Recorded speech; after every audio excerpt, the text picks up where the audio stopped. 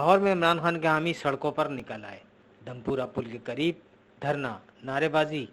लाहौर में वागा टाउन से पीटीआई की पीपी 153 के उम्मीदवार चौधरी यूसुफ अली की सरबराही में चेयरमैन तहरीक इंसाफ इमरान खान के हक में रैली निकाली गई, जिसमें रहनुमाओं और कारकुनों की बड़ी तादाद ने शिरकत की। रैली में शुरका इंतहाई पुरजोश दिखाई दिए। रैली जब दमपुरा पुल के करीब पहुंची तो मुजाहिरीन वहां धरना देकर बैठ गए और चेयरमैन तहरीक इंसाफ इमरान खान के हक में फलक शगाफ नारेबाजी की।